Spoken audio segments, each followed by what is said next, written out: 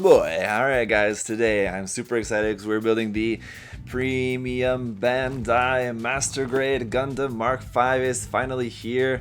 A design that is super cool from Gundam Sentinel that I never really expected we'd ever get a kit of, but I'm super happy that we're finally getting a kit of it. And it's not an HG, it's not an RE, it's a full-on MG Gundam Mk-V. Who would have thought we'd ever see the day?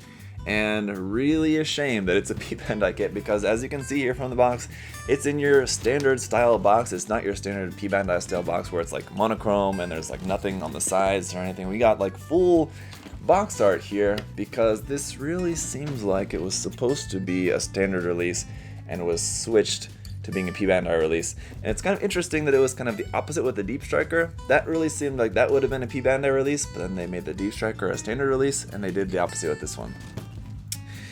Sad day, and it's a mystery for me as well too, but let's go ahead and check it out.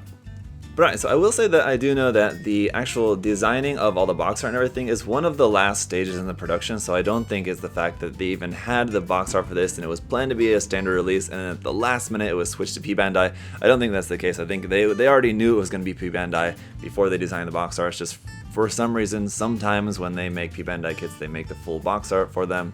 Although usually the case for that has been for kits that are Premium Bandai in Japan, but non-Premium Bandai releases in other countries, like for example the Master-Grade Gundam Sunriser or XN Riser kit. That one had also full box art because outside of Japan it's not a Premium Bandai kit. But in this case, yeah, it is just kind of weird because this is a Premium Bandai kit everywhere in the world, but it's got the full box art there. Either way, it looks fantastic. You got the moon background there and just the Mk-V looking super cool with the wire-guided incoms here flying around, the beam saber, the beam rifle, and all that good stuff. On the ends of the box, you got just kind of the same thing there.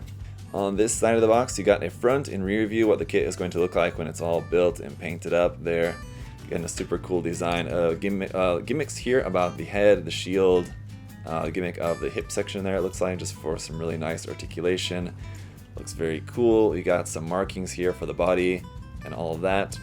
I'm assuming that's going to be just sticker decals probably. I don't think that this kit includes water slides offhand, though it does. Usually if there's water slides, they're right on top, but in this case they're on the bottom, and it does have water slides. Yeah, I couldn't remember if it did or not. Anyway, let's continue on just finishing or looking around the box art here. Just there's the missile pods, the incoms, it's got all that, the beam rifle, the missile pods up there on the shoulders, those open up, very nice. The beam saber, extra large type beam saber. There's look at all the accessories and the gimmicks of the beam sabers. Like with the Double Zeta Gundam, they also just act as cannons, beam cannons, so those rotate around up underneath the arms there like that. Very cool. And aside from all the gimmicks and everything that this kit has, it's also just a very large Gundam as well too.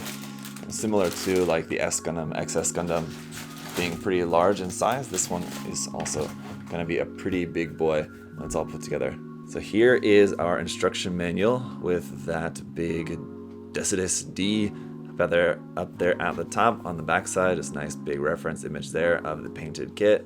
And amazingly, we even have full manual artwork here in that we have like all this information here in Japanese and in English there about the Gundam, which again, this is all not normal for a Premium Bandai kit. This is all like standard manual styling here, having all this color photographs and images and text and all that information and everything.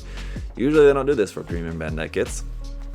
Even the front of the manual up here having this whole bit about the history of Augusta Laboratory MS development there, and you got down at the bottom a little bit about the Dovenwolf and the Silver Bullet, how this Mk-V was then later used for developing those mobile suits.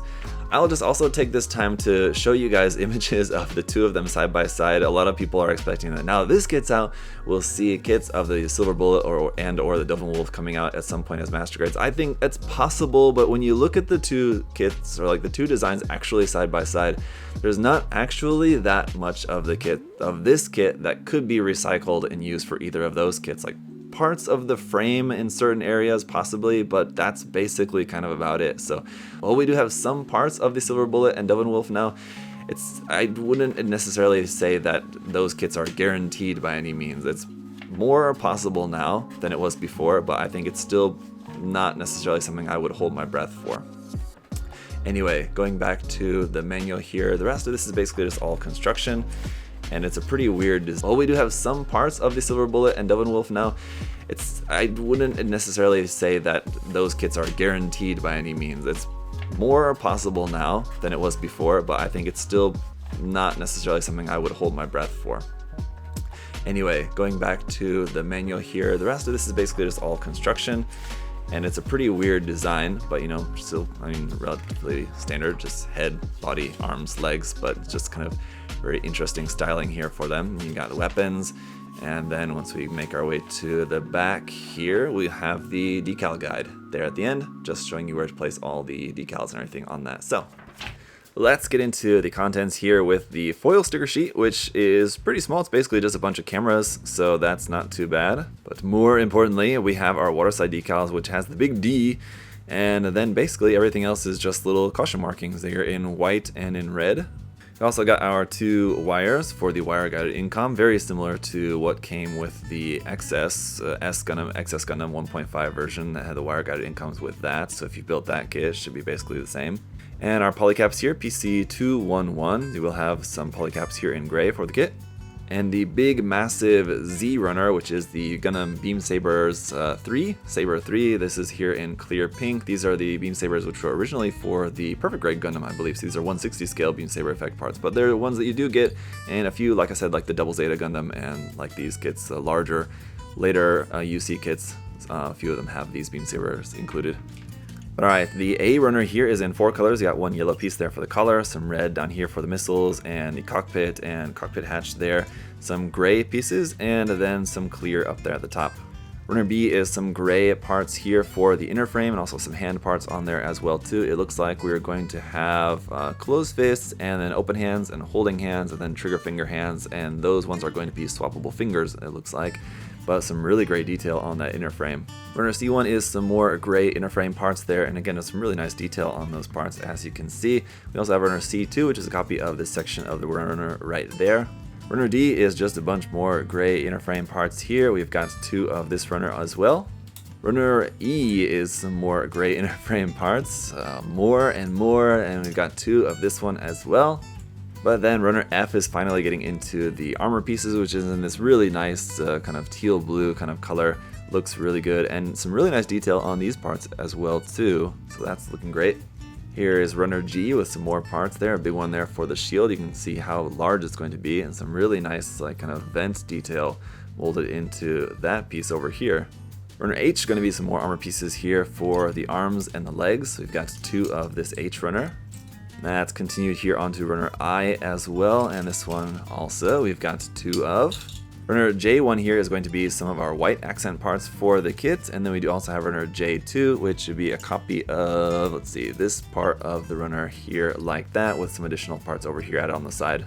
And lastly, Runner K here is in a dark navy blue color, and then we've got Runner K2 for a copy of this center part of the runner here like that.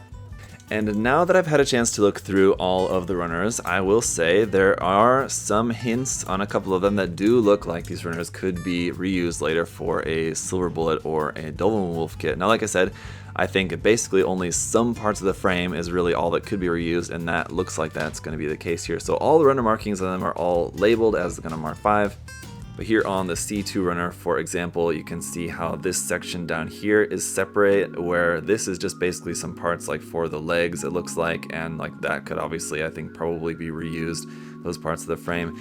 And then here on the B runner as well, it's just kind of hand parts and some like hip joint parts. I think this is probably in the, for the torso, so a lot of these parts could also be reused probably. And this lower section down here, which is like more parts I think for the torso, and then head frame parts obviously would be different. So that part you can see the breaks in the runner there, where this part could be omitted for a Silver Bullet or a Devil Wolf. So I think they are leaving the possibility open with having some of these parts here on the frame that could be reused for either of those kits. So I do feel now, after seeing the runners, that it is more likely still, but I do still think I wouldn't hold my breath on that, but it does seem very possible now, at least, more so, now that I've seen the runners, that we might see either of those kits out at some point in time. So that is it for the unboxing, guys. Thank you so much for watching. Very interesting stuff in there. Because it's a very big kit, I want to separate the unboxing and review videos. This unboxing video is long enough.